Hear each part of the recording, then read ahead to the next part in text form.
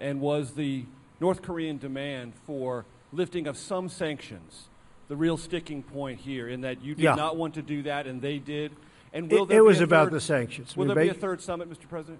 Basically, they wanted the sanctions lifted in their entirety, and we couldn't do that. They were willing to denuke a large portion of the areas that we wanted, but we couldn't give up all of the sanctions for that. So we continue to work, and we'll see, but we had to walk away from that particular suggestion. We had to walk away from that. Will all the sanctions that are currently in existence remain, sir? They're in place. I was watching, as a lot of you folks over the weeks have said, we've given up. We haven't given up anything.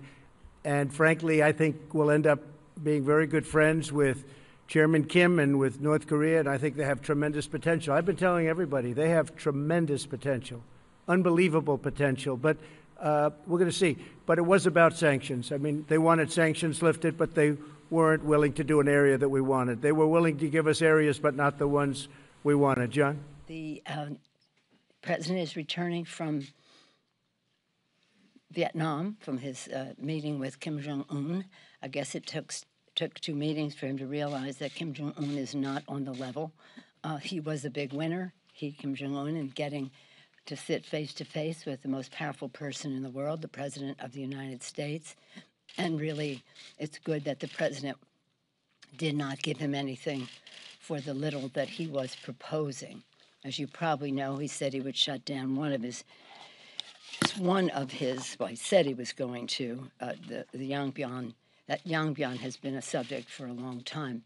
He would shut that down, but what we want is denuclearization.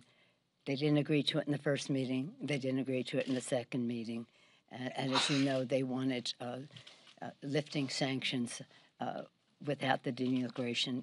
I'm glad that the president walked away from that. Diplomacy is important. We always support it.